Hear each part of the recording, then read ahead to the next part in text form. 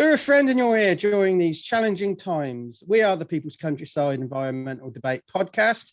And today we're starting our new series, Indigenous Voices. And very often we hear people say Indigenous voices are very, very wise, but what relevance have they got to us on the other side of the world? What relevance do you think they have to you? We're going to find out. I'm Stuart the Wild Man Mabber, and my job is getting people out into nature in as many ways as possible. And I do that through guided walks, writing, these podcasts, whatever I can do. And my co-host? My name is William Manklow. Thanks so much for being with us. And it's great to get this new mini-series. It's great to get this new mini-series off the ground, I feel. I'm a photographer. I also do a live show every week on Facebook. But I don't really need to talk about that because today the guest speaks for themselves. Speaks for themselves. Yeah, I'm really looking forward to this conversation. Exactly. And it is a conversation. We often, in the title, it says debate, but this is going to be a meandering conversation and trying to keep the big issues in everybody's consciousness. And we hope to challenge our own beliefs and your beliefs, if you're watching, because this is actually being filmed this time, or just listening, we hope to challenge everybody's thoughts, habits, mindsets. We're just like you, just trying to find a way forward. And we cover subjects that relate to social justice, nature, philosophy, human condition, climate, sustainability. They all entwine. Who is our guest, William? He's on the screen. Chase Iron Eyes. Would you like to introduce yourself? I always like to pass it on to the guest to introduce himself because you'll say in better words than I ever could do. Well, I will just say it's an honor to be here. Lila Daya Yahipelo, Lila Daya Wachiankapelo, Chase Iron Eyes, Imachab, Kola Iuha Ichichab, Mitakuye Oyas I. You know, I'm really glad to be here. It's good to connect with all your listeners. It's very good to see both of you, William and Stuart, and I send you greetings from the land of the Ocheti Shakomi, or also known as the Great Sioux Nation, the Lakota Nation. It's a beautiful day, and I'm glad to be here with you all. So William and I are over in the UK. I'm in Manchester. William, you're in house sitting for me, actually, in Oxford. Where are you currently, Chase? I am right now on the Pine Ridge Reservation, which is right near the Black Hills of South Dakota, where there's a national monument here known as Mount Rushmore. This is where when Donald Trump was the president, he held a fireworks show there during a time of extreme dangerous COVID, and we went out to make sure that he needed to seek our consent, our permission to come within our country. We are a country that is currently occupied illegally by the United States, and because of the legal and religious traditions of Christian Europeans, they have been able to sort of subjugate and deny to us our full humanity and our full sovereign rights. But I say that because there's no way to tell you that I'm on the Pine Ridge Reservation without telling you that we were confined to these places in 1889. In and around those times, kind of at the end of our military might, we defeated the United States soldiers and armies several times, but by that time we had been corralled, we had been effectively neutralized, and we were split up on all these different reservations. So I grew up on the Standing Rock Reservation, the Standing Rock Nation, where the No DAPL struggle happened just 4 years ago. And now I live on the one that is known as Pine Ridge, and I've been here for about 4 years. And this is the land of my father. You know, my wife is a health professional, so she moved here, and this is the reason why I find myself here today. But I'm very close to the epicenter of our cosmology, and that is the Black Hills. You know, Chesapama Koche. This land here is very, very sacred to the world, but our people specifically have these tethers to the land and to the waters and to the sacred sites that, you know, I can tell by talking to you guys that you understand everything that I'm saying. You know where I'm coming from, so to Yeah. speak. And it's a blessing that we are still here, meaning the indigenous nations, the indigenous peoples, but every single human being descends from a tradition that worked in a practical manner just like ours. We all at one time had spiritual economies, or we had regenerative technologies in ways to create a symbiosis with the natural environment as we know it. And the indigenous nations who are still tethered, and we are bound to uphold our side of the covenant that the two-legged species have with the other species much older than us, I might add. We still recognize our obligations and do our best every season to uphold those obligations. This is why we still do ceremonies, the rituals that we've had for I don't even know how long, thousands of years, tens of thousands of years. But that is a long way of telling you that I'm in the Western Hemisphere. I'm right in my homeland. Yeah.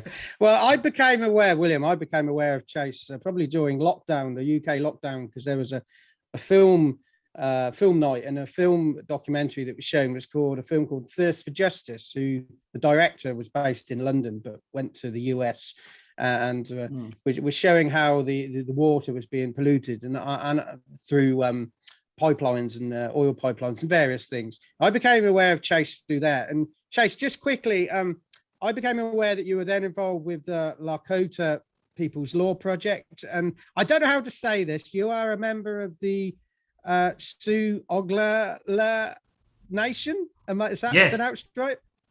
That is right. I was born in the Black Hills, and then my mom moved us to the land of Sitting Bull. You might have heard of Sitting Bull. Yep. He's a world-renowned figure, one of our spiritual leaders, a prophet, a healer, a statesperson, a warrior. I was raised on the Standing Rock Nation, or the Standing Rock Reservation, until I was 19.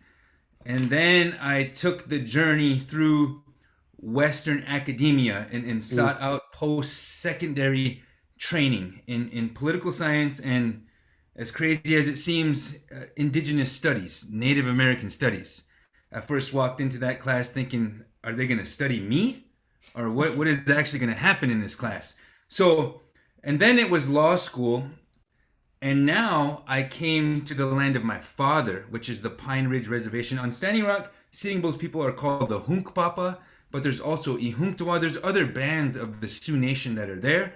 And then on Pine Ridge are the Oglala, the land of Crazy Horse, the land of Red Cloud, and many great leaders in our, it's our history. It's only, my grandfather was born in 1900, but that is to say that the United States has a system by which we indigenous peoples have adopted, much to our detriment, a system of blood quantum, kind of like chattel property, actually, like a horse or like a pedigreed animal.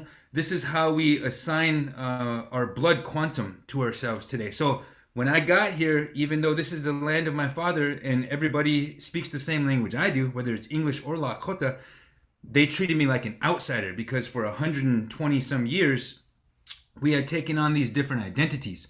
And so they said, you, as an outsider, cannot work here for our tribal government unless you're a member of this tribe. And it was kind of an attempt to exclude me. So I said, okay, well, show me the forms. Give me the obstacle course to take. I'm going to switch teams here. I'm going to go from the Standing Rock Sioux tribe to the Oglala Sioux tribe. So now I am a member of this tribe, but we're all one. We're called the Lakota Nation, or even the Oceti is another word, a Sioux Nation. Of course, that came from the French and our old school enemies, people that we fought with for territory, called the Anishinaabe or the Ojibwa. They had a good trade deal with the French, and they got better tech than us at that time and were able to push us out. But that's where the French said, who are these people? And the Anishinaabe said, they're Algonquian. They said those are the little snakes, the snake, the lesser snakes. because they had also made enemies, longer enemies, with the Iroquois, which is another French word, but the Haudenosaunee people.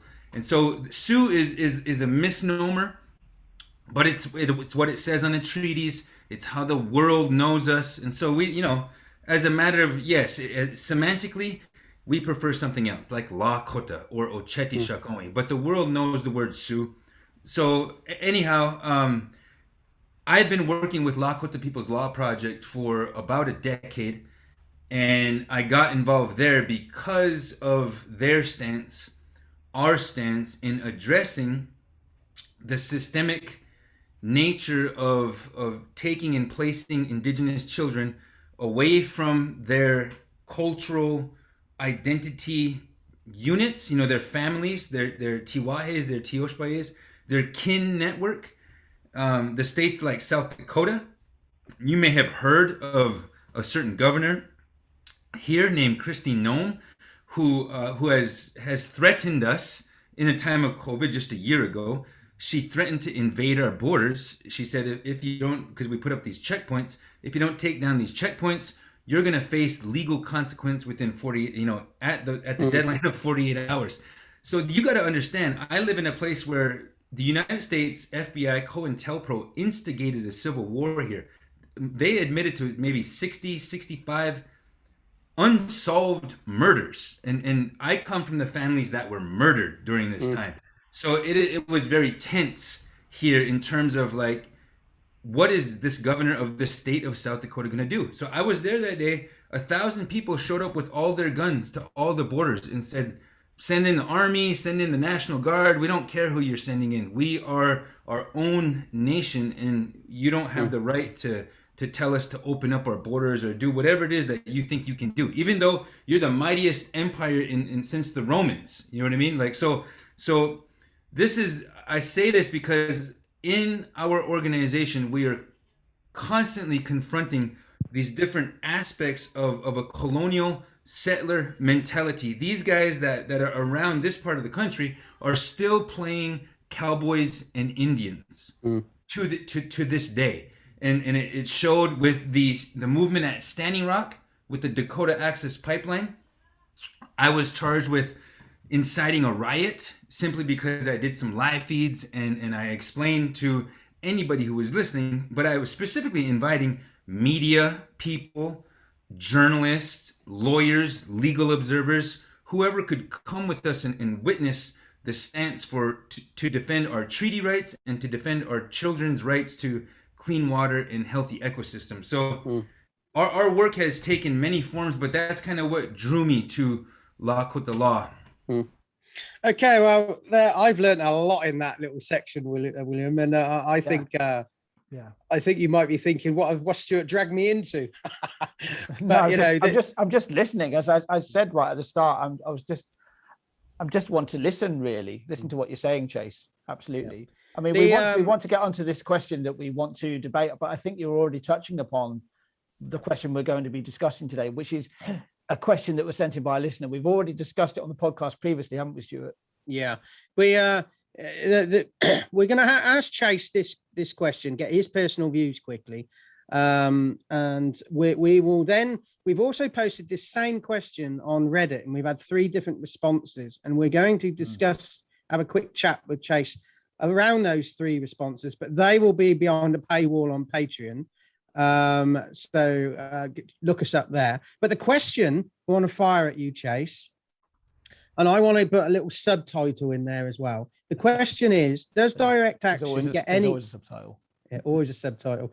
Does direct action get anyone anywhere? And the little subtitle I'd like to put in there, do you have any personal examples of doors that have been opened by direct action and maybe doors that have been closed because of direct action? Your personal experience, please, Chase.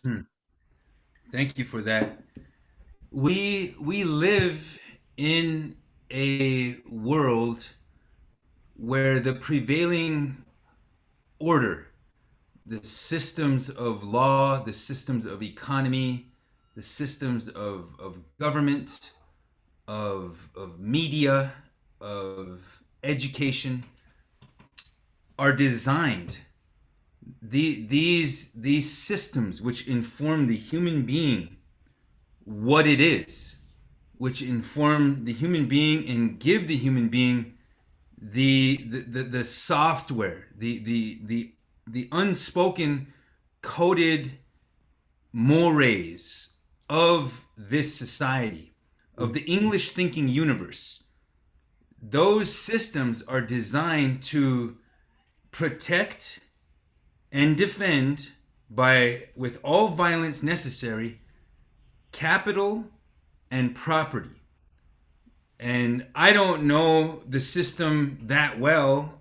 My level of expertise isn't that learned to tell everybody exactly how it evolved, but it's taken dangerous turns with the invention of corporate personhood, for instance, because a corporation can then destroy a river that we all need to live another day. And in this system that protects capital and property, we don't see so much as one of those CEOs or a major shareholder going to prison. The same way that they threatened me with 6 years in prison, somebody who destroys our children's water for maybe forever should not only face prison time, but also have their corporate charter revoked. This is something that is almost unimaginable in systems of Western order, Western jurisprudence. And that's my training. I'm a lawyer, and so I understand how the system works and how it confronts dissent, and how it's liquid, it's fluid, it's insidious. It gets into the neurological constructs that we operate with as the human species. And so with fear, doubt, and confusion, which come not only in the religious tradition, but in the systems of laws that says, if you don't conform to the way we're running things, you're going to suffer some sort of cognizable injury. There will be no upward mobility for you who do not conform to this system whereby you must trade your labor, your talents, your energy, your time for a bit of currency so that you can obtain those modicums of success and the necessities of life. You can feed yourself, you can clothe yourself, shelter yourself, water yourself, energize yourself with heat and cooling and so forth. The system is designed to impose that a place where people are coddled by the comforts of that, the logic of capital, the systems of capital, so forth. So for me, I've played by all the rules my whole life, considering where I was born into, which is an oppressed demographic, legally, politically, and economically terrorized by the United States, which relies on the doctrine of discovery, which comes from the Christian European universe, which states that I am a Saracen, I am a heathen, I am uncivilized, I am a barbarian, I am savage, I am antithetical to what a proponent of Western civilized order considers progress. So my rights extend even if I'm in the court system, wherever I'm at, I'm in the court of the colonizer. And colonization is a state of mind. For everybody that's listening, just because you descend from the Brits or from the Aussies or from the Kiwis or whoever went where, the Canadians, that doesn't mean you're a colonizer. Doesn't mean you're an oppressor. But if you're ignorant about it and you don't understand how those systems of privilege and power are at work every single day, then you're complicit in it, albeit you're unaware of it. But that's why you need to listen to the People's Countryside, because we're able to explore different perspectives. I say all that because I was forced into a defense position. When you back a coyote into a corner, it's going to defend itself. It's smart, it's crafty, it's cunning, it's going to survive, it's going to adapt, evolve to anything that confronts it. Even today, the coyotes are still there. They're still living their lives. Nake nula wa uelo, shugmani tu, hemacha. That's what they would say. I am, wherever I go, I live my life. I am one of these coyote people. That's what the coyote would say. So I was just gonna say, with you backed in that corner, then that leads to direct action, then, doesn't it? This direct action is one of the only thing that gets the goods. It is like a vote. It is the voice of the oppressed saying, my agency, my vote, my voice has not mattered in these colonial constructs like it would if I were a white American or I was a property owning heteronormative patriarch. So then actually direct action in itself is the only action you can take, and it also is the actual act of doing it is actually doing something, whether or not there's going to be a whatever successful outcome is for direct action. It's actually doing something because you have to do something. We have to do something. And this is what drives everybody. There's just been 300 people arrested in front of the White House 2 days ago. Yesterday, scores of people inside the United States Department of Interior, the Bureau of Indian Affairs. It is a form of ceremony for those who are engaged in it. Like at Standing Rock, all of our ceremonies require us to come together and offer our bodies, offer ourselves, and surrender to the powers of creation. In direct action, we are surrendering ourselves, we are offering our bodies, placing ourselves in harm's way so that the machinery of extractive colonialism must kill us or imprison us, or we are going to get free. We are going to know the power of peace, and we are going to be able to move our collective consciousness into a place that we cherish and we hold sacred, and we are trying to incorporate, just like Sitting Bull said, if you see whatever you see in the white man's road, because to him it was the white man, whatever you see in the white man's road that is good, pick it up, and whatever you see that is bad, leave it be.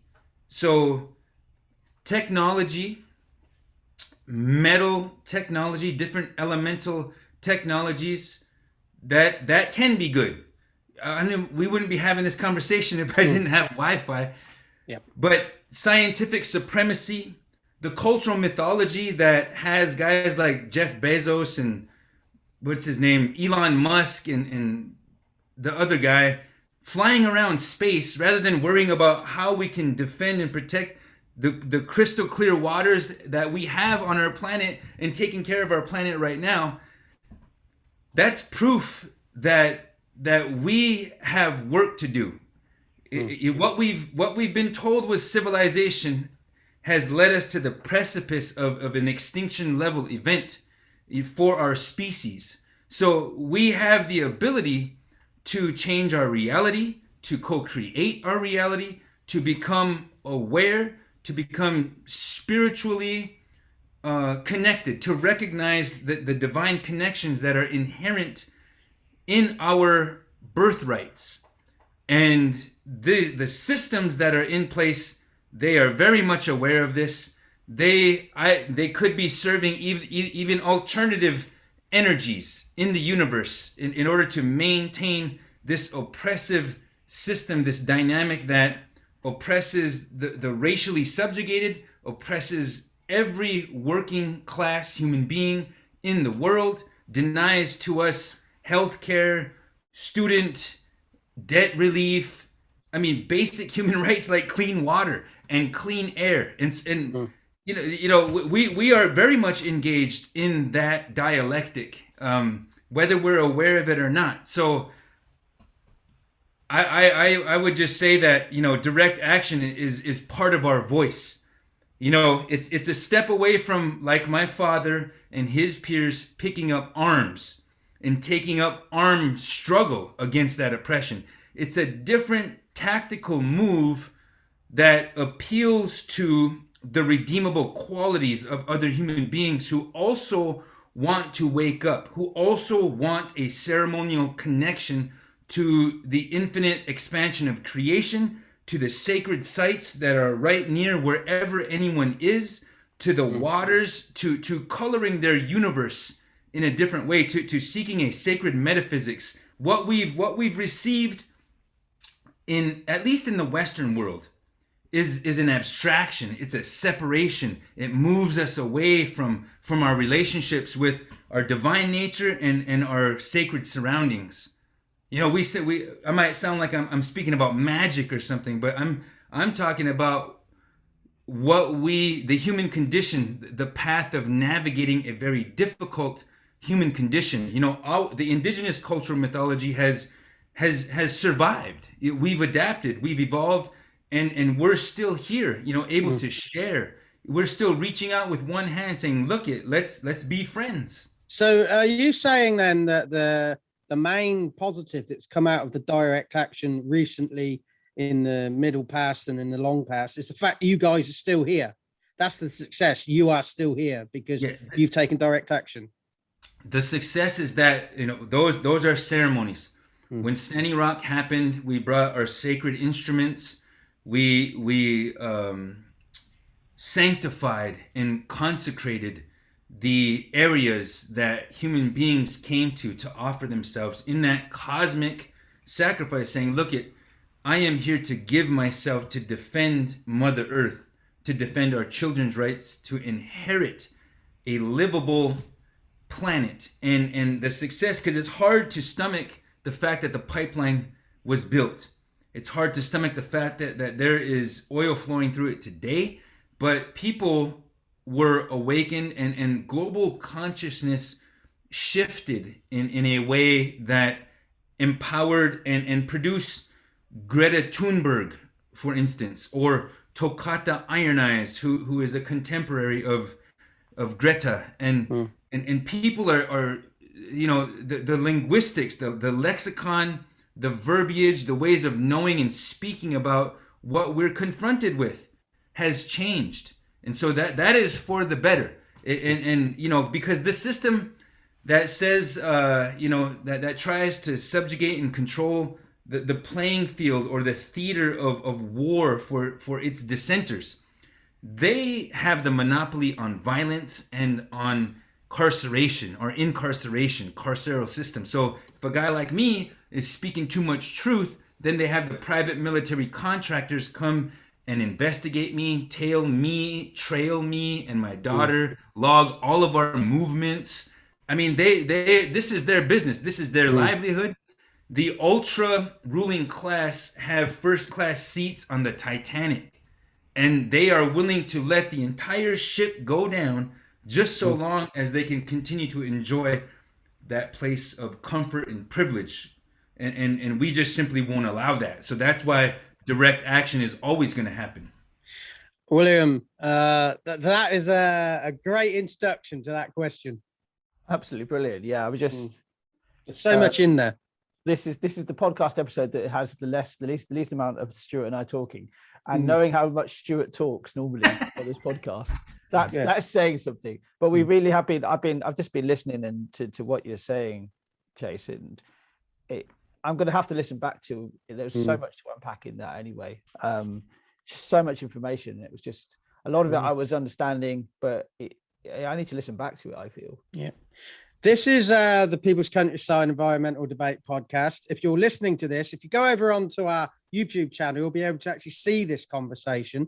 And this is the first in the mini series we're doing called Indigenous Voices. Our guest has been Chase Iron Eyes. And we're in the UK, William and I, and Chase is in the US. And we're going to now explore that same question. Do you think direct action gets anybody anywhere? we're going to explore that again because we posted that on Reddit and we've had 3 interesting responses from people. Yeah. We're going to record an analysis of each of those 3 questions, but you can only access that on our Patreon page. William, what do you have? What tiers of support do you need to?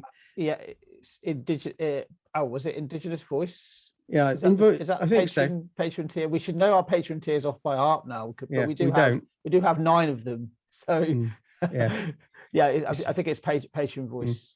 Indigenous Voices. Sorry, big pardon. Yeah. So we will do a few more recordings. Join us over on Patreon. Listen to us there. We are hoping, we don't scare Chase off on this, and we will record again going forward, because we very much would like to support what you do, Chase. You've mentioned Sitting Bull. Well, I first got into conservation environmentalism through an issue in the 1970s and 80s, which was more social justice or social injustice. I've never really revealed publicly what that is, and I'm not going to reveal. But prior to that influence that got me into it, the Sitting Bull story resonated with me as a young child. And it's really interesting you've raised it again now, because it just feels like it's meant to be destiny, man. Yes, Stuart, you're a big believer in destiny, aren't you? I'll just say the actual tier is Indigenous Champion. That's what we've called it. Oh, okay. So Chase, if anybody wants to get hold of you, find out more about you, contact you, get involved, what can they do? Thank you for that. And you know what? Nothing happens by accident. We all become aware of the different levels of synchronistic happenings, and sometimes we feel like we're playing a role rather than like we have the ultimate free will and self-determination and the ability to co-create our reality, even though we do. I'm with you on that there's no accidents.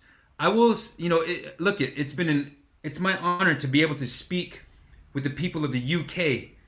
You should know that my people, the Oceti Sakowin, the Sioux Nation, we sent aid to the Brits during the War of 1812. We sent aid to the Brits in pretty much every conflict that the Brits were involved in Turtle Island, in the United States, in our continent, in what is now Canada.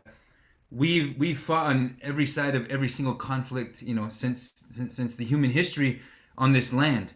But if I would encourage you to connect with me by Twitter at Chase Iron Eyes, organizationally at La Kota Law, at Last Real Indians.